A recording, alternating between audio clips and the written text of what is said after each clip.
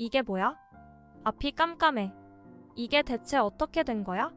도박으로 집안을 거덜낸 백미자가 결국 실명하게 된다는 이야기를 해보려고 해요. 그 전에 오늘도 보러 와주셔서 감사합니다. 여러분들의 가정에 평안과 행복이 깃들기를 바라며 미녀와 순정남 리뷰 시작하겠습니다. 병실은 차분한 빛으로 가득 차 있었습니다. 창문 너머로 한낮의 태양이 밝게 빛나고 있었지만 그 밝음 속에서도 침묵이 감돌고 있었습니다. 병실 한가운데에는 침대가 놓여 있었고 그 위에는 백미자가 누워 있었습니다. 백미자의 얼굴은 창백하게 질려 있었고 두 눈은 붕대로 감겨 있었습니다. 백미자의 곁에는 박도식이 앉아 있었습니다. 박도식은 침묵 속에서 묵묵히 백미자의 곁을 지키고 있었습니다. 지친 듯한 표정이었지만 마음속에서는 걱정과 두려움이 뒤섞인 채로 백미자를 바라보고 있었습니다. 한참 동안의 시간이 흐르고 백미자는 천천히 의식을 되찾기 시작했습니다. 백미자의 눈꺼풀이 미세하게 떨리더니 그녀는 작은 신음소리를 내며 깨어났습니다.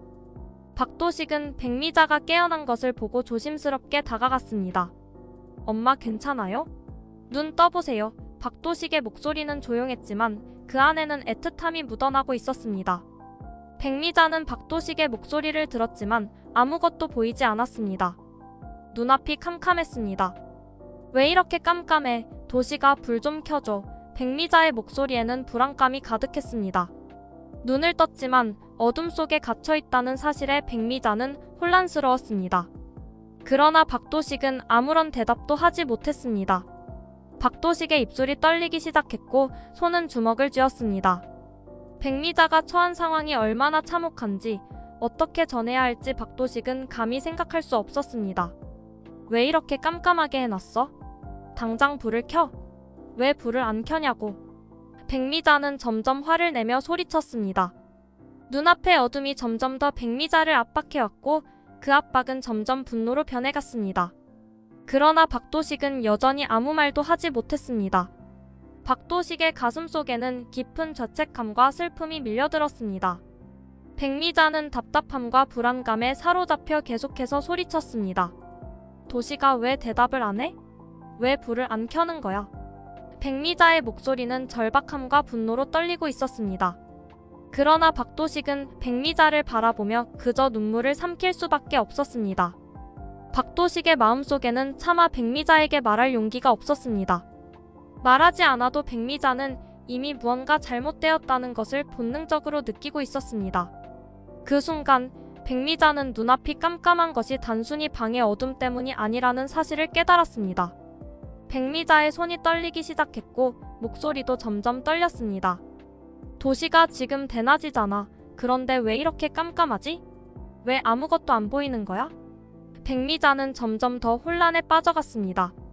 박도식은 그 말을 들으며 더 이상 참을 수 없다는 듯이 눈물을 흘렸습니다. 백미자는 자신이 어떤 상황에 처해 있는지 깨닫는 순간 온몸이 얼어붙은 것처럼 느껴졌습니다. 두 눈에서 점점 더 뜨거운 눈물이 흐르기 시작했습니다. 백미자는 손을 들어 얼굴을 더듬었지만 감겨있는 붕대가 모든 것을 차단하고 있었습니다. 내 눈이. 백미자의 목소리는 점점 더 흐릿해졌습니다. 박도식은 그저 백미자의 손을 잡고 아무 말도 하지 못한 채 눈물을 흘렸습니다. 백미자는 마침내 자신이 더 이상 볼 수 없다는 사실을 완전히 깨달았습니다. 그 순간 백미자의 세계는 완전히 무너져 내렸습니다. 온몸이 떨리며 백미자는 절망에 빠져들었습니다. 눈앞의 어둠이 끝없는 절망으로 다가왔습니다. 박도식은 그 옆에서 무력하게 앉아 백미자의 손을 붙잡고 있었지만 박도식도 어찌할 바를 몰랐습니다. 백미자의 울음소리는 점점 더 커져갔고 병실 안에는 깊은 슬픔과 절망이 가득 차오르고 있었습니다. 백미자가 병원에서 눈을 뜨기 3일 전, 이날은 고필승과 김지영의 결혼식이 있던 날이었는데요. 갑자기 기자들이 들이닥치면서 결혼식장은 혼란의 도가니에 빠져 있었습니다. 고필승과 김지영이 결혼식장에서 도주한 직후 남겨진 사람들은 서로를 바라보며 충격에 휩싸였습니다. 백미자는 무슨 일이 일어났는지 파악하지 못한 채 혼란스럽게 주변을 둘러보았습니다.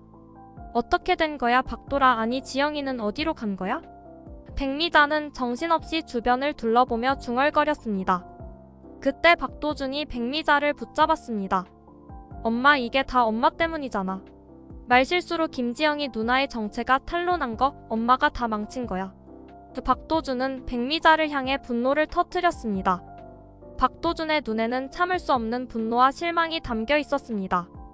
김지영의 정체가 드러난 것은 결국 백미자의 말실수 때문이라는 사실을 박도준은 이미 눈치채고 있었습니다. 그러나 백미자는 뻔뻔하게 박도준을 쳐다보며 반박했습니다. 내가 그런 적이 없다니까. 생사람 잡지 마. 내가 뭘 잘못했길래 나한테 이러는 거야? 백미자는 억울한 표정을 지으며 박도준의 말을 외면했습니다. 백미자의 뻔뻔한 태도에 박도준의 분노는 더욱 치솟았습니다. 박도준은 필사적으로 백미자를 붙잡고 그녀를 바로잡으려 했습니다. 엄마, 제발 정신 좀 차려. 이건 다 엄마 탓이야. 누나가 어떻게 됐는지 알아? 엄마가 이렇게 만들어 놓고도 모른 척 할 수 있냐고. 박도준은 분노와 슬픔이 뒤섞인 목소리로 외쳤습니다. 그러나 백미자는 박도준의 손을 뿌리치며 도망치듯 어디론가 달려갔습니다. 박도준은 백미자의 뒤를 쫓아가려고 했지만 이미 혼란스러운 사람들 사이에 묻혀 백미자의 모습을 놓쳐버렸습니다. 백미자는 도망치듯 결혼식장에서 빠져나와 정신없이 축의금을 받는 장소로 향했습니다. 이게 다 그 지영이 때문이야. 다 잘 될 줄 알았는데. 백미자는 혼자 중얼거리며 복잡한 생각에 휩싸였습니다. 그리고는 축의금이 든 가방을 발견하고 서둘러 챙겼습니다. 백미자는 결혼식장의 혼란 속에서 아무도 자신을 신경 쓰지 않는다는 사실을 이용해 빠르게 축의금을 챙긴 후 결혼식장을 빠져나갔습니다. 백미자는 밖으로 나와 주변을 두리번거리며 택시를 불렀습니다. 택시가 도착하자 백미자는 얼른 차에 올라탔습니다. 빨리 출발해요. 백미자는 다급하게 말하며 목적지를 전했습니다. 택시기사는 의아한 표정을 지었지만 백미자의 다급한 모습을 보고 말없이 차를 출발시켰습니다. 백미자는 택시 안에서 혼란스러운 마음을 진정시키려 애썼습니다. 결혼식장에서 벌어진 모든 일이 백미자의 머릿속을 휘저었습니다. 이제 어떻게 해야 할까? 지영이는 어떻게 된 거지? 내가 어떻게 해야 이 상황에서 빠져나갈 수 있을까? 백미자는 불안한 마음을 가누지 못한 채 축의금이 든 가방을 꼭 붙들었습니다.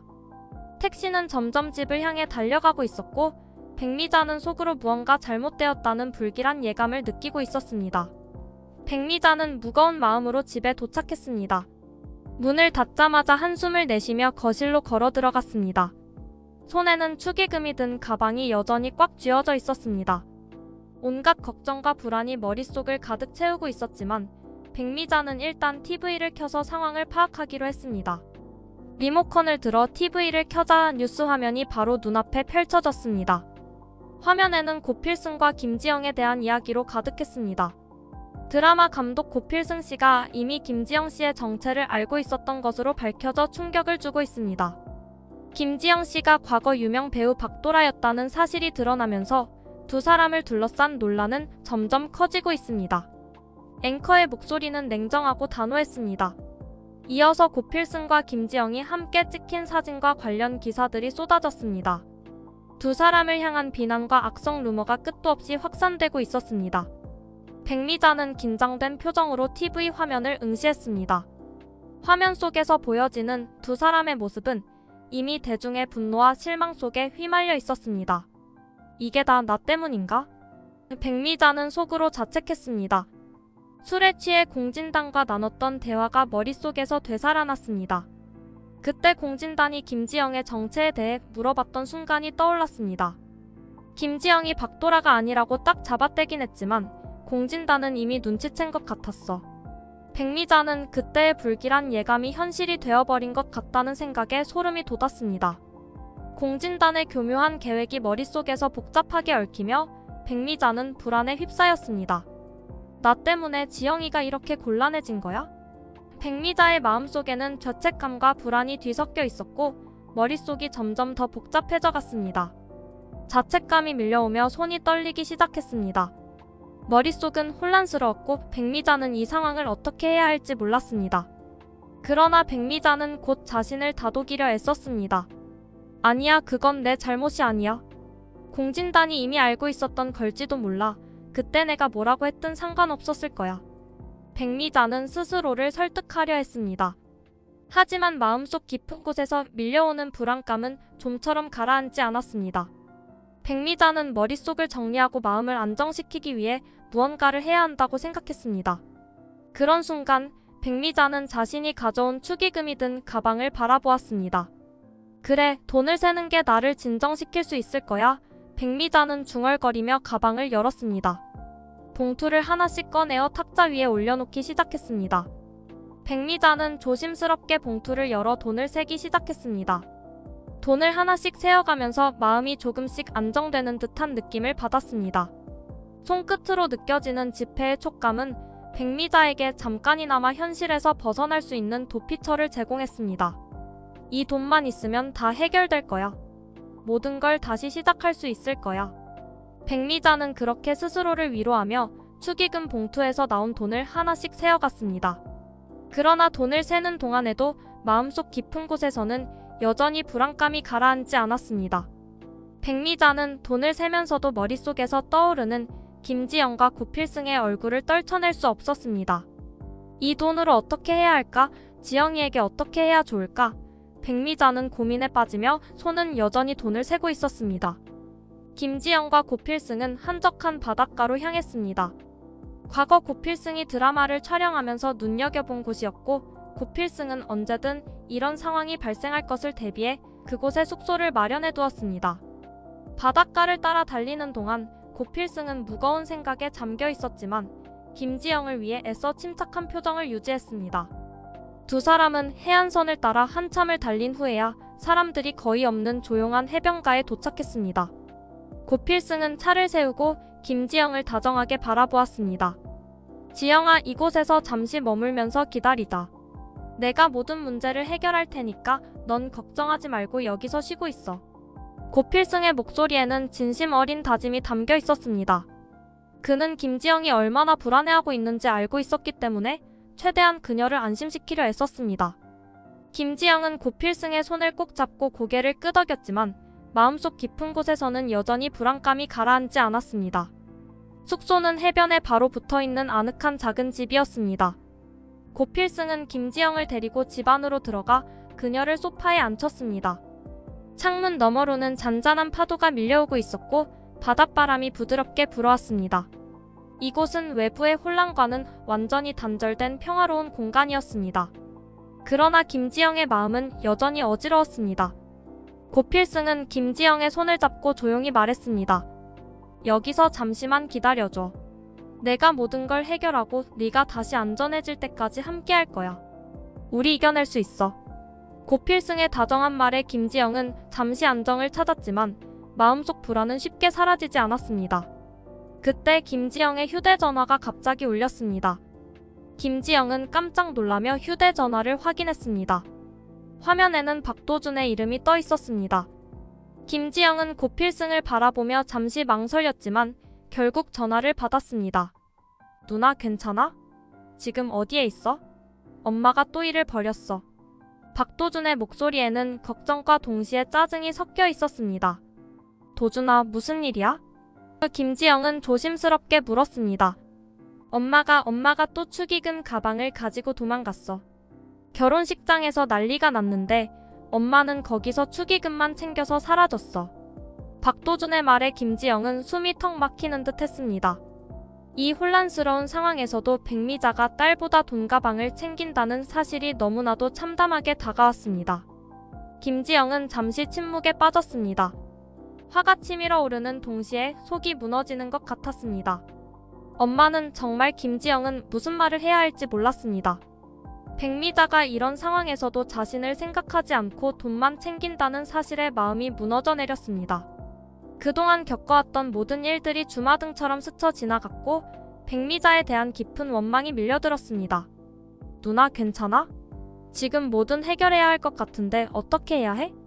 박도준의 목소리에는 불안이 가득 담겨 있었습니다. 김지영은 깊은 한숨을 내쉬며 차분하게 대답했습니다. 휴대전화를 꺼둬야 할 것 같아. 도준아, 부탁할게. 엄마를 찾아서 그 돈을 다시 가져와줘. 이 상황에서 엄마가 또 무슨 일을 벌일지 몰라. 알았어, 누나. 내가 엄마를 찾아서 다시 돌려놓을게. 넌 걱정하지 마. 박도준은 단호하게 대답했습니다. 김지영은 고맙다는 말을 남기고 전화를 끊었습니다. 백미자는 거실 탁자 위에 가지런히 놓인 지폐 더미를 바라보며 깊은 한숨을 내쉬었습니다. 축의금을 전부 세어보니 금액은 무려 1억 원이 넘었습니다. 고필승이 평소 좋은 인성으로 많은 사람들과 좋은 관계를 맺어온 덕분에 축의금의 액수는 기대 이상이었습니다. 다른 사람이라면 이 거액을 보고 가슴이 벅차올랐겠지만 백미자의 표정은 불만스러웠습니다. 눈앞에 펼쳐진 돈을 보면서도 백미자의 마음속에는 만족감 대신 실망감이 가득했습니다. 고작 1억이라니 이걸로는 아무것도 할 수 없어. 백미자는 투덜거리며 손에 쥔 지폐를 던지듯 내려놓았습니다. 한때는 큰 돈이라고 생각했던 1억 원이 이제는 그저 보잘것없게 느껴졌습니다. 거액의 도박을 일삼아온 백미자에게는 이 돈이 큰 의미를 갖지 못하고 있었습니다. 이 돈으로 지영이를 도울 수 있을 거라 생각했는데 이걸로는 아무것도 못하겠네? 백미자는 한숨을 내쉬며 머릿속에서 복잡한 생각들을 떨쳐내려 애썼습니다. 그러나 마음속에서 점점 더 깊이 파고드는 불만은 백미자의 버릇을 다시 자극하기 시작했습니다. 돈을 손에 쥐고도 그것만으로는 충분하지 않다는 생각이 점점 더 커졌습니다. 그래, 이 돈을 그냥 두는 것보다는 10배, 20배로 불려서 지영이를 도와줄 수 있다면 얼마나 좋을까? 백미자는 생각에 빠졌습니다. 그 말도 안 되는 망상이 머릿속에서 점점 더 현실적인 계획처럼 자리 잡기 시작했습니다. 도박장에서 운만 좋으면 이 돈을 몇 배로 불릴 수 있어. 그러면 지영이도 나도 모두 행복해질 수 있을 거야. 백미자는 스스로를 설득하며 점점 더 그 생각에 빠져들었습니다. 머릿속에서 고필승과 김지영이 겪고 있는 어려움을 떠올리며 자신이 그들을 도울 수 있다는 확신을 가지려 했습니다. 하지만 그 확신은 단순한 욕망과 집착에서 비롯된 것이었습니다. 백미자는 결국 결심을 굳히고 탁자 위에 돈을 다시 가방에 집어넣기 시작했습니다. 손끝에서 느껴지는 지폐의 촉감이 백미자의 마음을 더욱 강하게 자극했습니다. 그래, 이 돈으로 정말 큰 돈을 만들 수 있어. 그러면 모든 걸 해결할 수 있을 거야. 백미자는 자기 자신을 믿으려 애썼습니다. 돈을 불려서 김지영을 도울 수 있다는 생각은 백미자를 사로잡았고 현실을 냉정하게 바라볼 수 있는 여유를 빼앗아갔습니다. 결국 백미자는 축의금 가방을 든 채 문을 열고 나섰습니다. 어둑해진 거리로 나가면서 백미자의 마음속에는 불안감과 동시에 이상한 기대감이 뒤섞여 있었습니다. 이번엔 다를 거야. 이번엔 운이 따를 거야. 백미자는 속으로 되뇌며 도박장으로 향하는 길을 재촉했습니다. 백미자의 발걸음은 점점 더 빨라졌고 마음속 욕망은 더욱 강하게 타올랐습니다.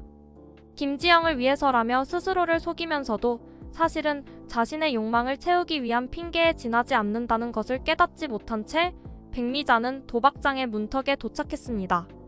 가방 속에 든 돈을 생각하며 백미자는 마음이 흔들리는 것을 느꼈지만 결국 문을 열고 안으로 들어갔습니다. 도박장의 불빛이 백미자를 감싸며 그녀를 또다시 끝없는 욕망의 덫으로 끌어들였습니다. 박도준은 서둘러 백미자의 집에 도착했지만 집 안은 텅 비어 있었습니다. 거실에는 여전히 TV가 켜져 있었고 탁자 위에는 백미자가 두고 간 흔적들만 남아 있었습니다. 박도준은 백미자가 이미 집을 나갔다는 사실을 깨달으며 불안감이 급격히 엄습해왔습니다. 설마 누나의 축의금으로 도박을? 박도준은 자신도 모르게 중얼거렸습니다. 백미자가 어떤 사람인지 잘 알고 있었기 때문에 그 가능성을 쉽게 배제할 수 없었습니다. 순정할머니의 금부치를 팔아넘기고 공마리에게서 돈을 뜯어내면서까지 도박을 일삼았던 백미자였기에 박도준의 머릿속에는 불길한 예감이 스쳤습니다. 엄마는 충분히 그럴 사람이야. 이번에도 절대 다르지 않을 거야. 박도준은 마음을 다잡고 급하게 백미자가 자주 드나들던 도박장으로 향했습니다. 백미자가 이 상황에서 어떤 결정을 내렸는지 상상하는 것만으로도 박도준은 가슴이 무거워졌습니다. 도박장에 도착한 박도준은 백미자를 찾아야 한다는 절박한 생각으로 문을 박차고 들어갔습니다. 도박장은 어두운 조명과 함께 시끄러운 소음이 가득한 곳이었습니다.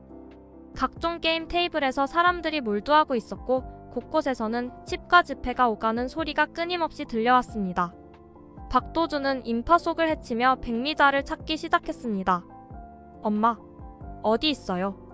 박도준은 목소리를 높여가며 엄마를 찾아다녔습니다. 그 순간 도박장 한 구석에서 백미자는 초조한 얼굴로 칩을 손에 쥐고 있었습니다. 백미자는 이미 축의금의 절반을 잃어버린 상태였고 불안한 마음으로 남은 돈을 쥐락펴락하고 있었습니다. 이걸로 이번엔 꼭 따야 해. 그래야 김지영에게도 나에게도 도움이 될 거야. 백미자는 자신에게 끊임없이 그렇게 말하면서도 속에서 밀려오는 불안감은 점점 더 커져만 갔습니다. 그러다 백미자의 눈에 박도준이 들어왔습니다. 박도준이 도박장을 헤매며 자신을 찾고 있는 것을 본 순간 백미자는 긴장감이 최고조에 달했습니다. 들키면 안 돼. 도준이한테 들키면 큰일 나. 백미자는 남은 돈을 급히 챙기고 살금살금 도박장을 빠져나가기로 결심했습니다. 도박장에서 백미자의 모습은 보이지 않게 하려고 신경을 곤두세운 채 조심스럽게 발걸음을 옮겼습니다. 박도준은 백미자를 찾기 위해 도박장을 샅샅이 뒤지며 마음속에서 차오르는 불안을 억누르려 했습니다. 엄마, 제발 이러지 말아야 해. 박도준은 속으로 간절히 바랐습니다. 하지만 백미자가 무슨 짓을 하고 있는지 이미 알고 있었기에 그 기대는 점점 더 절망으로 바뀌어 갔습니다. 백미자는 박도준에게 들키지 않으려 필사적으로 도박장을 빠져나가려 했지만 도박장의 출구에 가까워질수록 조급함이 점점 더 커져만 갔습니다. 이렇게 끝낼 수는 없어. 더 많은 돈이 필요해. 더 많은 돈을. 백미자는 마지막 순간까지도 도박장을 떠나지 못한 채 돈에 대한 집착에 사로잡혔습니다. 그러다 결국 백미자는 박도준의 시야에서 벗어나는 데 성공했지만 마음속에서는 이미 끝없는 나락으로 떨어지고 있다는 느낌을 지울 수 없었습니다. 도박장을 빠져나온 백미자는 불안과 죄책감이 뒤섞인 마음으로 도망치듯 거리를 걸었습니다. 그러나 그녀의 마음속에는 여전히 돈에 대한 집착과 욕망이 자리 잡고 있었습니다. 이 돈으로 다시 시작할 수 있어. 그래, 이번엔 분명히. 백미자는 스스로를 다독이며 도박장에서 벗어났지만 그녀의 내면은 이미 무너져 내리고 있었습니다. 박도준은 결국 도박장 안에서 백미자의 흔적을 찾지 못한 채 혼란스러움과 절망감에 휩싸였습니다. 엄마, 대체 어디 있는 거야? 박도준의 목소리는 허공에 흩어졌습니다. 박도준은 어쩔 수 없이 도박장을 떠나며 백미자를 어떻게든 찾아야 한다는 생각에 사로잡혔습니다. 박도준은 심장이 터질 듯한 긴장감에 휩싸여 어두운 밤거리를 질주했습니다. 도박장에서 백미자의 흔적을 찾지 못한 그는 필사적으로 어머니를 찾아야 한다는 생각에 사로잡혔습니다. 도박장에서 빠져나온 백미자가 어디로 갔을지 도무지 알 수 없었지만 박도준은 포기할 수 없었습니다. 엄마, 도대체 어디 있는 거야? 박도준의 목소리는 절박함에 떨리고 있었습니다. 그러나 어둠은 그저 침묵으로 박도준을 삼켜버렸습니다. 백미자는 어두운 골목에서 아들 박도준의 목소리를 들었습니다. 박도준이 점점 가까이 다가오고 있었습니다. 순간 백미자의 가슴은 조여왔습니다.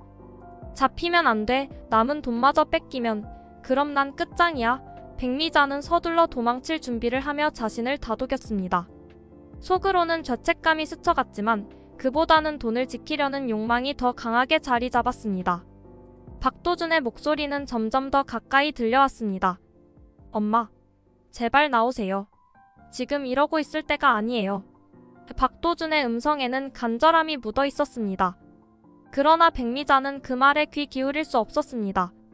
눈앞에 놓인 현실은 도망치기 위해 온 신경을 곤두세우게 만들었습니다. 백미자는 재빨리 주변을 살폈습니다. 다른 길로 빠져나갈 곳이 없을까 하는 생각에 온 신경이 집중되었습니다. 이윽고 백미자의 눈에 좁고 어두운 골목이 들어왔습니다. 액세서리를 제작하는 작은 공방들이 줄지어 늘어선 골목이었습니다. 낮에는 활기찼을 그 길이 지금은 불빛 하나 없는 음산한 길로 변해 있었습니다. 여기라면 도준이 눈을 피할 수 있을 거야. 백미자는 스스로에게 속삭이며 그 길로 발을 들여놓았습니다. 골목은 조용했고 백미자는 소리 죽여 빠르게 움직였습니다. 그러나 긴장감이 극에 달한 탓에 발걸음은 어쩐지 더디게 느껴졌습니다. 박도준의 목소리가 멀어지는 듯 하다가도 다시금 가까워지는 듯한 착각에 백미자는 가슴이 쿵쾅거렸습니다. 도박장에 가기만 하면 다시 기회가 있을 거야. 이번엔 반드시 돈을 불릴 수 있을 거야. 백미자는 자신의 머릿속에서 계속해서 떠오르는 불안감을 억누르려 애썼습니다. 그 순간 백미자는 자신이 어떤 물건에 부딪힌 것을 느꼈습니다. 아! 백미자는 놀라며 몸을 움츠렸습니다. 무언가 단단한 것이 허리를 치고 곧바로 큰 소리가 났습니다. 도대체 뭐야? 백미자는 뒤를 돌아보며 자신이 부딪힌 것이 공방 앞에 세워진 수납장임을 알아챘습니다. 그러나 그 순간 수납장이 백미자를 향해 기울어졌습니다. 백미자는 뒤로 물러서려 했지만 이미 늦었습니다. 수납장이 쏟아지며 그 위에 놓인 특수약품들이 백미자의 얼굴로 쏟아졌습니다. 백미자는 고통에 찢어질 듯한 비명을 내질렀습니다. 아, 내 얼굴. 화끈한 통증이 눈에서부터 시작되어 얼굴 전체로 퍼졌습니다. 마치 불로 지지는 듯한 극심한 통증이 백미자를 덮쳤습니다. 백미자는 두 손으로 얼굴을 움켜쥐고 바닥에 주저앉았습니다. 고통은 너무나 강렬해 백미자의 정신을 혼미하게 만들었습니다. 눈을 뜨려고 해도 눈꺼풀이 뜨거운 불길에 휩싸인 것처럼 아팠습니다. 골목은 백미자의 비명으로 가득 찼습니다. 그러나 그 비명도 점점 더 약해졌습니다. 백미자는 더 이상 통증을 견딜 수 없었고 결국 힘없이 바닥에 쓰러졌습니다.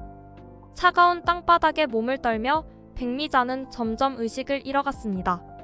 고통은 여전히 그녀의 전신을 휘감고 있었지만 의식은 점점 멀어졌습니다. 마지막으로 떠오르는 생각은 이게 끝인가? 라는 것이었습니다. 박도준은 골목을 달리며 어둠 속에서 무언가 잘못된 것을 감지했습니다. 엄마. 박도준은 미친 듯이 소리쳤습니다.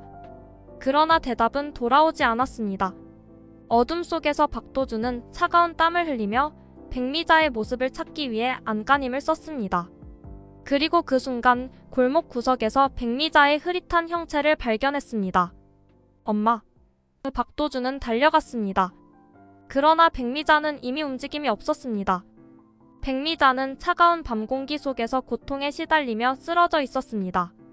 박도준은 백미자의 얼굴을 보자마자 충격에 휩싸였습니다. 엄마, 대체 이게 무슨 일이야? 박도준의 목소리는 절망으로 가득했습니다. 백미자의 얼굴은 약품에 의해 엉망진창이 되었고 그녀의 손은 그 얼굴을 가리고 있었습니다. 박도준은 백미자를 일으켜 세우려 했지만 백미자는 이미 정신을 잃고 말았습니다. 엄마, 제발 정신 좀 차려요. 박도준은 눈물을 참으며 백미자를 부축했지만 그녀는 아무런 반응도 보이지 않았습니다. 병실의 창문 너머로 빛이 가득한 한낮이었지만 그 안에서 흐르는 시간은 고통스러울 만큼 더디게 느껴졌습니다. 백미자가 병원으로 실려온 지 3일이 지났고 그동안 박도준과 박도식은 백미자의 곁을 지켰습니다. 그날의 사고로 얼굴이 망가진 채로 병원 침대에 누워있는 백미자를 보며 박도준은 자책과 슬픔에 사로잡혔습니다. 눈앞에서 벌어진 비극의 두 형제는 마음을 추스를 수 없었습니다. 박도식은 백미자가 눈을 떴을 때 희미한 안도의 한숨을 내쉬었습니다. 그러나 곧 백미자가 자신의 상황을 깨닫게 될 순간을 두려워하며 차마 입을 떼지 못했습니다. 백미자는 천천히 눈을 떴지만 눈앞에 펼쳐지는 것은 단지 깜깜한 어둠뿐이었습니다. 왜 이렇게 깜깜해? 도시가 불 좀 켜줘. 백미자는 당황스러운 목소리로 말했습니다. 박도식은 마음이 무너지는 듯한 고통을 느끼며 백미자를 어떻게 위로해야 할지 알 수 없었습니다. 박도식은 백미자가 상황을 받아들일 수 있도록 시간을 주려고 했지만 백미자의 혼란스러운 목소리가 점점 더 커졌습니다. 도시가 왜 이렇게 깜깜하게 해놨어? 당장 불을 켜. 왜 불을 안 켜는 거야? 백미자의 절박한 외침은 병실 안을 메아리쳤습니다. 박도식은 그 말을 들으며 더 이상 참을 수 없어 눈물을 흘렸습니다. 백미자의 손을 잡은 박도식은 말없이 머리를 숙였습니다. 백미자는 아무 대답이 돌아오지 않자 점점 더 불안해졌습니다. 왜 아무도 대답을 안 해? 왜 이러는 거야? 백미자는 몸을 일으켜 세우려 했지만 손을 뻗을 때마다 눈앞의 어둠이 더 짙어지는 것 같았습니다. 백미자는 두려움에 몸을 떨며 주변을 더듬었습니다. 그러나 손끝으로 느껴지는 것은 차가운 침대의 난간뿐이었습니다. 이게 무슨 일이야? 왜 아무것도 안 보여? 왜 아무것도 보이지 않는 거야? 백미자는 마침내 자신의 상태를 직감하고 절망적인 비명을 질렀습니다. 박도준과 박도식은 백미자의 비명을 들으며 더 이상 백미자를 위로할 수 있는 말이 없다는 것을 깨달았습니다. 백미자는 시력을 완전히 잃어버린 사실에 절망했습니다. 눈을 뜨고 있지만 세상은 이미 그녀에게서 사라져버린 것이었습니다. 내 눈이 어떻게 이럴 수가. 백미자는 손으로 눈을 감싸쥐며 울부짖었습니다. 두려움과 슬픔이 겹쳐지며 백미자의 몸은 점점 더 떨렸습니다. 백미자의 목소리에는 분노와 슬픔이 얽혀 있었습니다. 내가 무슨 죄를 지었다고 이런 꼴을 당해야 해. 백미자는 억울함에 목소리를 높이며 침대 위에서 몸부림쳤습니다. 도박에 빠져 딸을 팔아먹고 딸을 2번이나 죽음의 문턱에 이르게 했던 백미자는 여전히 자신을 돌아보지 못했습니다. 자신의 행동에 대한 반성 없이 오로지 불운에 대한 원망만이 백미자의 입에서 쏟아져 나왔습니다. 박도준은 고통스러운 표정으로 백미자의 말을 듣고 있었습니다. 그토록 많은 잘못을 저지르고도 자신을 합리화하려는 백미자의 태도에 절망감을 느꼈습니다. 엄마 제발 정신 좀 차려요. 이게 다 엄마가 스스로 만든 결과예요. 박도준은 속으로 그렇게 말하고 싶었지만 입 밖으로 꺼낼 용기가 없었습니다. 백미자의 절규는 점점 더 커져갔고 그 소리는 병실 안에 가득 메아리쳤습니다. 박도식도 백미자를 바라보며 침통한 표정을 지었습니다. 백미자가 처한 이 비극적인 상황은 결코 우연이 아니었습니다. 백미자의 탐욕과 무책임한 행동들이 결국 그녀를 이 끔찍한 결과로 몰아넣은 것이었습니다. 백미자의 시력 상실은 단순한 사고가 아닌 하늘이 내린 천벌 같았습니다. 이제 더 이상 도박에 빠질 수 없게 된 거야. 박도식은 그렇게 생각하며 고통스러운 현실을 받아들였습니다. 백미자는 자신이 시력을 잃어버렸다는 사실을 도저히 받아들일 수 없었습니다. 그녀의 울부짖음은 점점 더 격해졌고 병실 안은 절망과 슬픔으로 가득 차올랐습니다. 아무리 위로하려 해도 백미자의 마음속 깊은 절망을 막을 수 없었습니다. 왜 나만 이런 고통을 겪어야 해? 왜 나만? 백미자는 여전히 자신의 행동을 반성하지 못한 채 자신이 불행에 빠진 이유를 찾으려 했습니다. 그러나 그 이유는 이미 백미자 자신의 행동 속에 있었고 그녀는 그것을 받아들이지 못했습니다. 백미자가 시력을 잃게 된 것은 단순한 사고 이상의 의미를 담고 있었습니다. 백미자의 마음속 깊은 탐욕과 욕망을 완전히 잠재우기 위한 하늘의 벌, 그녀를 도박의 나락에서 끌어내기 위한 마지막 경고였습니다. 하지만 백미자는 여전히 자신의 잘못을 깨닫지 못한 채 어둠 속에서 홀로 절규하고 있었습니다. 여기까지 드라마 수다의 오리지널 각색 스토리였습니다. 오늘도 시청해주셔서 감사합니다.